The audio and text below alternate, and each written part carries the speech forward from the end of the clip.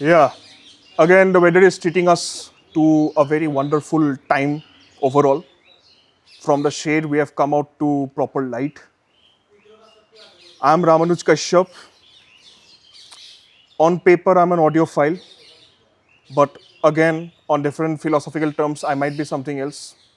I am one and many at the same time, but someone might again call me a narcissist for that. So screw them. Anyway, keeping that aside. Here's my friend Croydon. How are you And finding the tea? the tea is good. So now I got a chance to taste the red tea. And the red tea, for those who are familiar with, the Rubio's tea, it's kind of very similar, but it's a slightly darker color, darker shade. But where the flavor is concerned, I find this red tea a little more, milder and more subtle. But at the same time, when it enters the palate, it's a very smooth kind of experience. You don't kind of get a flavor hit. So it does a good job in keeping the flavor subtle, and of course, it's very refreshing. And comparing it again back, I mean, combining it with the black tea I talked about previously. Yes. That's one of the common traits I found in the tea I've been tasting so far, is that they're very easy on the palate, and they kind of they don't leave a strong aftertaste. So yeah, I mean, this tea journey so far has been very interesting, and I'm looking forward to tasting some more stuff. I'd like to add a point here. Just like as we say, there's a common line that goes in commercials in India: "Boost is the secret of my energy." Yeah, Red tea, or as we say in Assamese, lalsa, fuels the heart and soul of Assam in a lot of ways. So my friend being refueled by lalsa, he is kind of becoming an Assamese by heart. yes, He has come to my city and he has become an Assamese. very He much. he is an appreciator of tea now. Yeah, yeah, So sure. again, now for this video, we have chosen a very peculiar topic, and there is a polarizing group in which you can find the supporters and the skeptics of it. To EQ or not to EQ? And like you introduced yourself with some certain words to describe yourself, I would like to describe myself as an anti-EQ activist.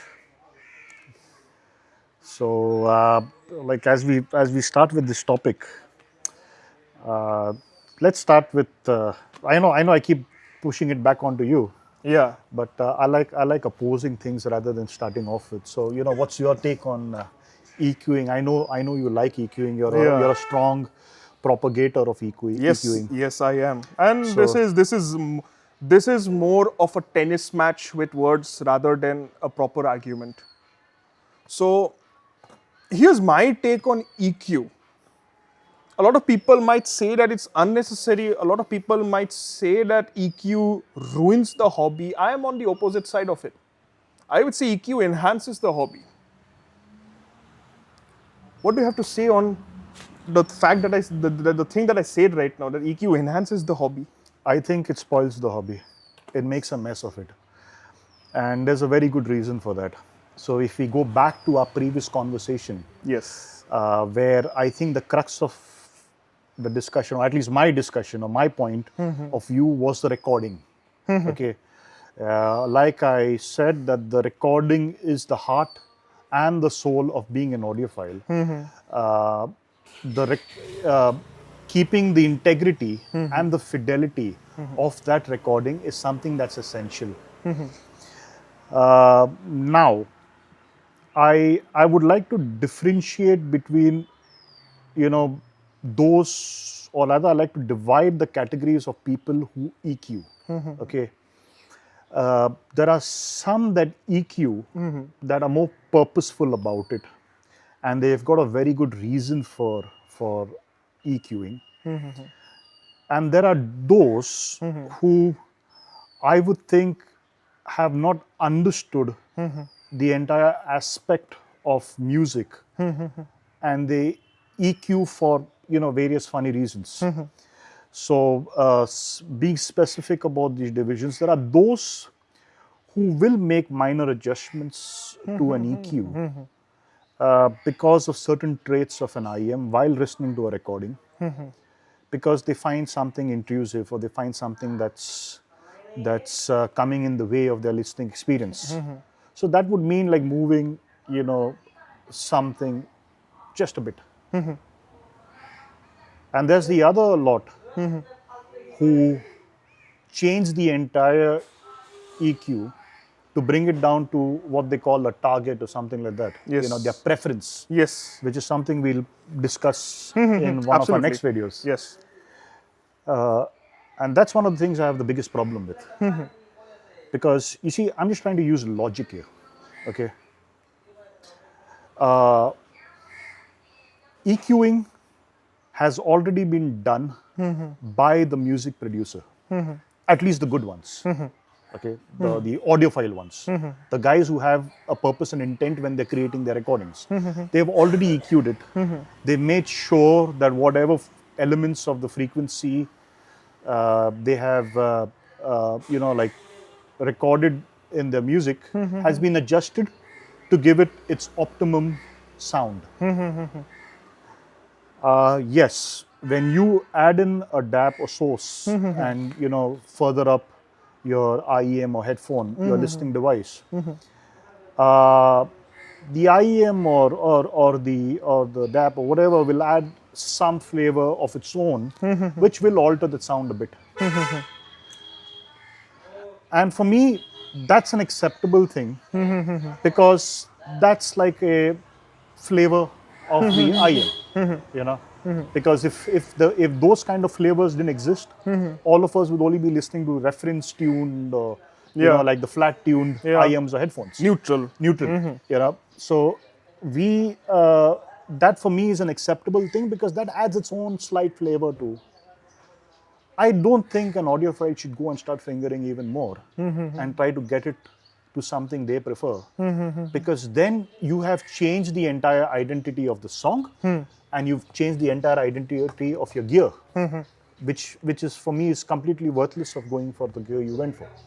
I mean, the reason why I buy gear is because it sounds a particular way. But if I'm going to change and alter the sound of that gear by moving a couple of parameters, it doesn't seem to fulfill its purpose. And that's why I'm quite against this whole idea of EQing. I mean, even for the fact of, for the category of people who do slight adjustments, I don't even do slight adjustments. For me, let the IM sound the way it is. Okay. If there's something I don't like, that's not the problem of the IM, that's my problem. I need to adjust myself to that sound. Okay. Unless, of course, it's some really peaky treble or something like that. But in the first place, I wouldn't even buy that kind of IM. But my point is, leave it alone. It's your job to enjoy what's palated and plated to you. It's not your job to act like a chef and then go and screw up the flavor of what's been given to you. And that's why I'm a guy, I don't believe in EQ, and I think it's completely unnecessary. And I would go on to say it's completely stupid in this hobby. I would like to say that the analogy or the comparison that you have given me, it's a very strong one. Like I've talked on this topic while being on the other fence with people, veterans, newbies, so to say, and no one has put it as eloquently as you have. But here's my another, I would say, here's why I love EQing or I support EQing. Because the thing is that, like as you said that you brought up the point of a chef, sometimes there could be a few misses. Sometimes there could be a few alterations. And I know that the dish that I'm ordering is supposed to taste a specific way. With the use of condiments, I can get it to that level. And I don't see anything wrong with it. Same goes for EQing. I adjust a few areas here and there, and then the IM is as flawless as it can be. What would you say about that approach of mine towards this topic? Well, then I would let me ask you a question. Yeah. If you think that your condiments would enhance the taste of this chef's dish, why didn't you cook the dish yourself? The point here I'm trying to make is that if you are going to a particular chef or to his restaurant, you are going in there for the particular taste that he offers. Okay, so taking it to IEMs, when you're buying an IEM, you're buying a DAP, you're buying whatever that reproduces your music back to you. You're buying it for the flavor. Now there is an argument that we don't completely know what the flavor is about. That's fine. It's if you've done your research well, and I'm talking about experience because I mean I've been in this for a while and I've done a lot of my purchases without going around the place by my own research. And for most part of the time, in fact, almost all the time, I've been right about what I was getting. And even if there has been slight differences in what I was hearing, I've learned to accept it because, man, that's the taste, that's the flavor, and I don't see anything wrong. Why would I want, the bass to be only at this level? I mean, that's something which I call a limitation, which of course we'll talk in one of our topics. Yes, absolutely. Why can't I have the bass there? So yes, I mean, yes, you can. In everything, there is always that that possibility of improvement. Okay, there's also a possibility of screwing it up. For all you know, the chef didn't put the condiments you were talking about because he thinks that it would not give the flavor that he desires from the dish. Okay, by you putting the flavor, you are putting the flavor you desire, but that not necessarily means that that's the best way the dish should taste. Okay, but my point is that if you're going to buy this IM and you're going to listen to that recording, why do you want to put your flavor in it? I mean, you appreciate the art for what it is. I mean, let me ask you a question. If let's say you go and buy a Michelangelo painting, let's say, which is his famous one? Forget about Michelangelo.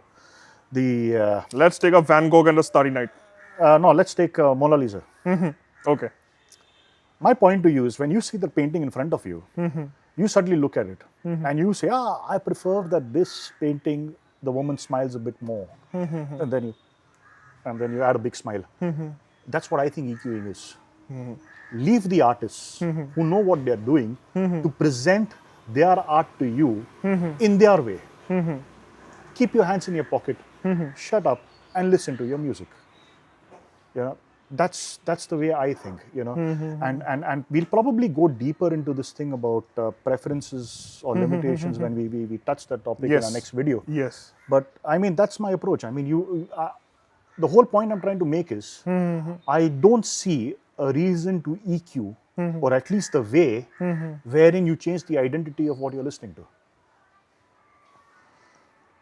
But again, I would like to add here is, Croydon has reminded me of a particular scene in the show Billions where Wagner gets so mad seeing someone dip his sushi in the particular sauce and he's going like, the tamago. He reminds me of that. He reminds me of the Scotsman who would always say that single malts should not be diluted with anything, on the rocks or nothing. Yeah, so that's exactly the analogy I use quite often. I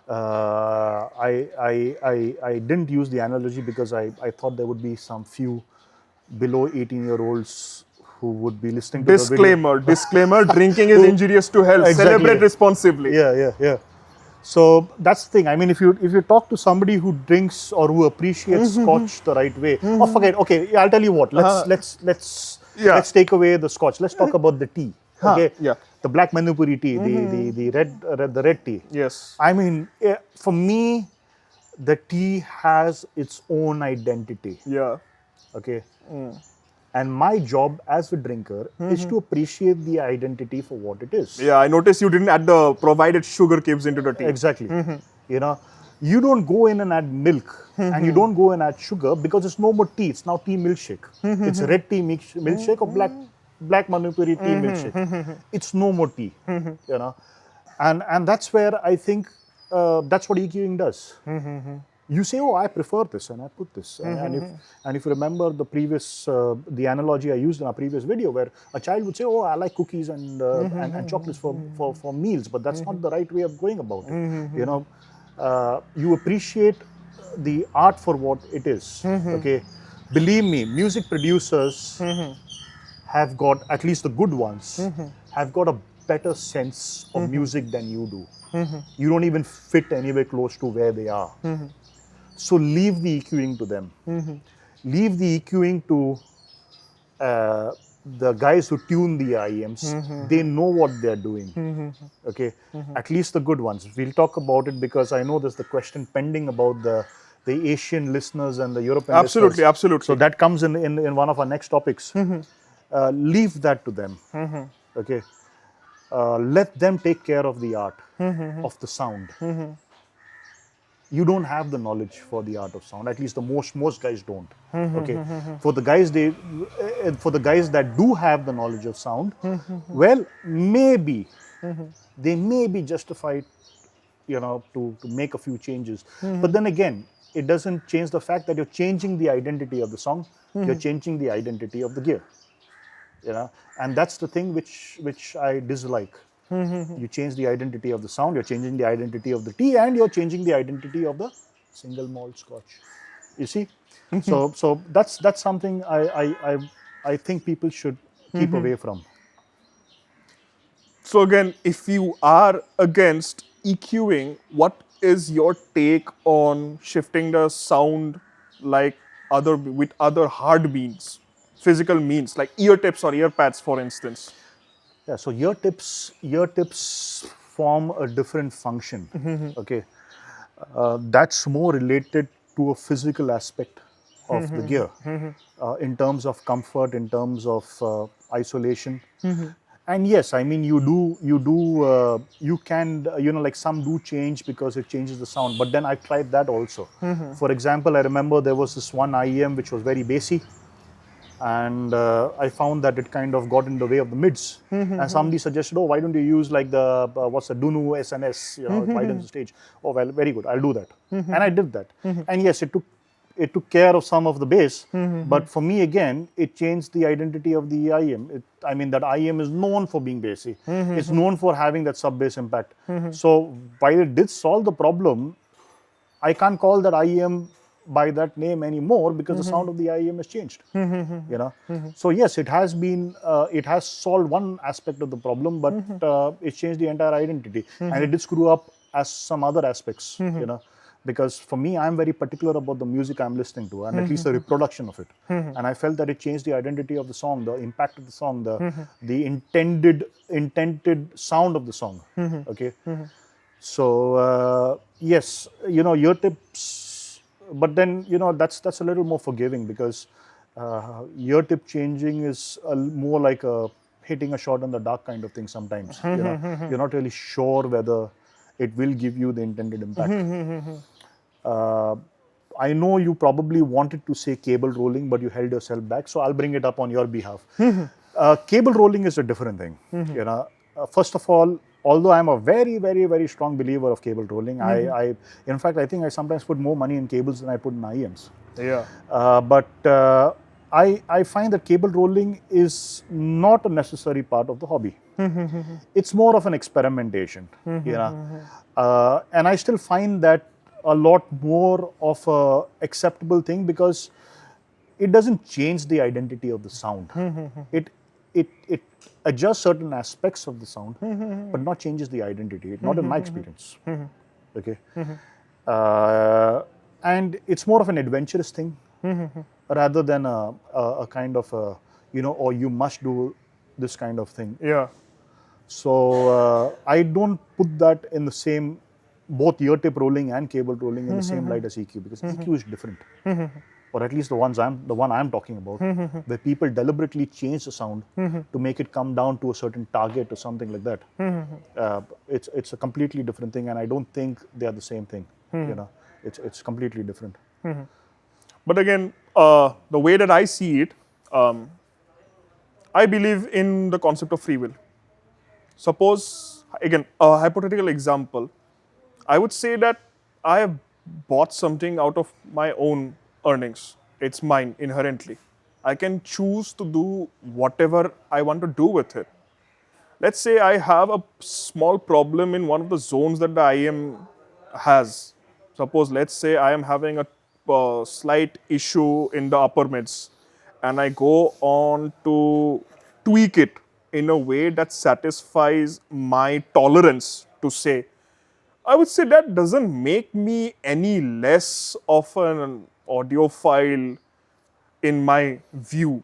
What do you have to say on it? Yeah, so you see, that's the point. I mean, there are two approaches to that, and like I started off, I said there are two categories of the guys who EQ. You know, there are guys who are more purposeful, where they're trying to get rid of issues, which you're talking about, and there are guys who are like not really sure about what they're trying to do. So if you're tweaking a certain aspect of the EQ because that's troubling you, well, you do it, right? Because it's troubling you. Yes. You use the word "is troubling you," it's Yes, bothering you. yes, yes. But I have a different approach. You know, for me, it's like maybe it's bothering me is because I have a low tolerance for it. You know, maybe if I spend enough time listening to that thing, I might increase my tolerance. Yeah. So that's the thing I do. That's my approach. Yeah. If there is an issue or there's something that's bothering me about an IEM, it's not necessarily the IEM's fault, it could be your fault. So why do I need to adjust the IEM? Why can't I adjust? You know? Okay, after I spend a lot of time trying to adjust to it and I still can't adjust, then it's a different story. You can't make yourself suffer. You know, in that case, I would say don't try to EQ the IEM, just set it off. You know, because you probably made a wrong purchase decision. Yeah, I think I can heavily relate to the last thing that you said, because that's one of the main things why I think I really critiqued one very well appreciated and well disliked IEM at the same time, the Data Project M or its other sibling, the Activo X Data Q1. So again, that is one IEM that I don't know, no matter what I did to it, change ear tips, EQ it, heavily EQ it, it just didn't sit well with me. And my final conclusion is maybe I'm taking things the wrong way. This IEM is simply not meant for me. And I should be comfortable in saying that. Yeah. Like, there is no sunk cost fallacy in this hobby. Either you like it or you don't. Yep. If you don't, just move on to something better. Yeah. And even this is one thing I would say, even as an ardent supporter of EQ, with one of my favorite items, I'll bring up that example, the Let's Shure Cadenza 4, which you have with you right now. I adore that IEM to bits. And even when someone asks me to, you know, if the Cadenza 4 would be a right fit for you, I tell them this way, that this is one IEM that I consider sacred. I don't meddle with that IEM at all. That's why I listen to it without any EQ, because again, that is one of those niche cases where I would say that EQing that IEM will ruin the entire sound out of the board. And the max I would say is just tip roll. And that's what I tell people when they ask me my opinion on Cadenza 4, this is one of those IEMs where you need to try. You need to try. If it fits, you wear it. If it doesn't, just move on. There are certain IEMs which are that way. Yeah, so and there are also certain headphones that way. I think we both of us would know what headphone are we talking about. The Audi's LCDX, something that is said in circles that this is one headphone that mandatorily needs EQ. So if we are talking about gear which mandatorily needs EQ according to the community, would you still consider that to be a good product? again, you know, first of all, when you say community, it's not necessarily that you have a bunch of sensible people forming the community. Yes. You could have a bunch of idiots forming the community, so not necessarily have to listen to what they say. Anyway, I'm a guy of my own mind. I don't really listen to a lot of people because I like to see things for myself and I like to, you know, analyze things for myself. I do listen, but you know, it's like more of a I noted your point kind of thing. I own the LCDX. In fact, it's one of the first headphones I bought when I got into a full-time audiophile kind of thing. And yes, I mean, it, you know, like when you start listening to it, it has its issues, and or the way it sounds, it's not something that you know, it's palatable to a lot of people. But you know, I mean, the purpose of the LCDX as a headphone is very specific. I mean, you know, it's probably created keeping you know, recording engineers in mind, or rather the fidelity of the music in mind, for what it is. Uh, and that's why I appreciate the headphone as I matured without touching the EQ, because it tends to give you the music as it is. Okay. Yes, it lacks flavor, but so does boiled chicken. You know, but then again, boiled chicken is good. It gives you the nutrition. It gives you what you require. The masala on top is only to make it more palatable to you. That doesn't mean that the boiled chicken is bad. That you need masala is your problem, not the chicken's problem. And the same thing with LCDX. That you need to add EQ to it is something you need, or you think you need. But that's not necessarily, it's an inherent problem with the headphone.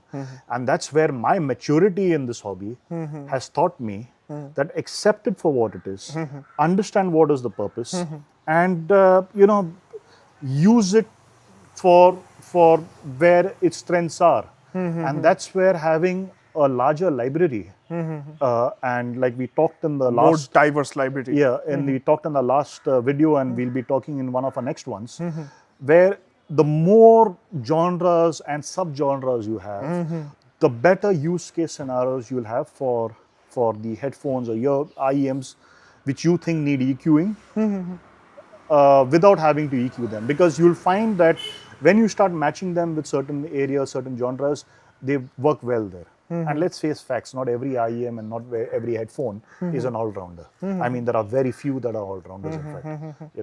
So it has its use case scenario. Use it for that use case scenario. I feel that a lot of people who buy like say for example, you're talking about the LCDX, they buy the LCDX for the hype. And that's what I think the audiophile community is filled with. Just herd mentality. I think the majority of our community is herd mentality. Yeah. And that's why shitty brands like Theo Audio get promoted when, I can't understand which IEM they made, which is really good. But they get promoted because herd mentality, and the kind of reviewers we have are the guys who take advantage of that herd mentality and keep shilling products. But that's where I think, something like the LCDX is bought in the first place because, Odyssey, let's buy it, Odyssey. But when they finally hit it, the reality hits them and they say like, it doesn't sound the way I should, so let me try EQing. And it does well with EQing, I believe. But my point is, you're changing the identity of that headphone, unless of course it's promoted with a tagline saying that tune it the way you want it. I think it has already been tuned by somebody who knows what he's doing. It's your limitation in understanding sound that is causing you to EQ. That's my thoughts on it. So again, when you're talking about targets and preferences, we'll again just very mildly touch in this video.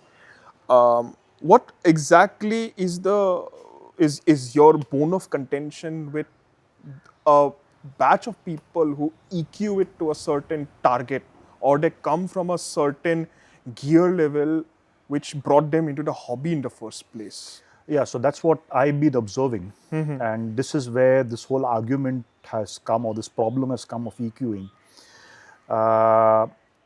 First of all, let me go back to something you said. You used the word veterans in the hobby. No disrespect to anybody, but I don't necessarily respect veterans in the hobby. Reason being, you could be a veteran doing shit for years, for decades. That doesn't mean you're a great audiophile. You could just be an idiot who's doing stupid things for years, and you can't say, I've been doing it for so long, so respect me. I mean, I've been doing this thing for a while, for many years. I don't want you to respect me for what I've been doing for many years. You can respect me for my opinions on it. But nevertheless, coming to this point of, the type of people EQing, what I've realized is the majority of the people who support EQing, or fingering with the EQ, that's what I would call it, fingering with the EQ to make it sound like something else, are the bunch of guys who have come from a TWS background, a heavy TWS background. You know, like, okay, even I've come from a TWS background, but that was not my initiation into audiophile. I mean, I was initiated into audiophile probably 40 years ago when my father used to put big speakers, and we had these Sony headphones and these on-cue amps in our house, and that was my initiation into this hobby. But for some of these guys, their initiation into the hobby was, probably they must have started with some earbuds to listen to their favorite songs, which touches their soul, and then they moved into TWS, and they got into the habit of, like altering the sound of TWS, because TWS sound like shit. Even if you talk about some of the best TWS, they sound like shit. They're the only like escape route for them is when you listen to them on an ANC mode, which I hate listening to. But even then, it still sounds like shit. And they think that it's the same practice that you follow on to this. I mean, I've talked to a bunch of people who said that what they know majorly about the hobby is about EQing. They have no, I mean, they don't seem to have an idea of sound. So they EQ for the sake of EQing. So my point is that that's the majority of the people that have entered the hobby, and that's the reason why there's this EQing thing and adjusting it to your type of sound has entered and made a mess of the hobby in a certain way. So I think that's where the problem lies. The type of guys coming into the hobby, and again, it's not that they are not welcome. Everybody's welcome. It's just that they need to change the perspective of how this hobby is. There's only one way that the hobby can be approached. That's the way I look at it. And it's your job to make sure that you adjust it to that way. Don't bring in your preferences, because your preferences could be shit in the first place. So stick with that. Don't touch the IEMs. Don't put milk in your red tea, and don't put Coca-Cola in your scotch. Okay, that's my take. I think even though we are on opposite sides of the spectrum, we can still reach a small middle ground in saying that the whole process of tweaking is all right in moderation, very mild moderation. I would still say I would go and I still would go around shamelessly and put paprika in my boiled chicken, but I'll not let others to enjoy their boiled chicken the way I do it. Yeah, but again, you see, that's where again I'm against it from the psychological point of view. Unfortunately, we can't define moderation and mild moderation. It's like when people told me, "Oh, drink to your limits." When I used to drink, and my limit was a bottle a day. So the problem is with the whole idea of drinking, because each of us have our own definition of it. So the best solution to it is don't do it, leave it alone. Okay, change the way you think. You don't need to be a prick all your life. Change your way. I mean, do something different with your approach to the hobby. That's what I think. I guess I would have to give you a huge vote of thanks for dignifying me this discussion, is because unlike a few other spaces where I was shunned for my skepticism in topics like cable rolling, you, Croydon, have given me the dignity to, have my own stance and talk my heart out with this, even though you know that I am on the opposite side. Yeah, but unfortunately, I don't have any choice because it's your channel. Maybe I would have thrown you out if it was my channel, my video. Get out, go get yourself some tea, So, yeah. I'm glad that I haven't been thrown out yet. So, I guess that's done.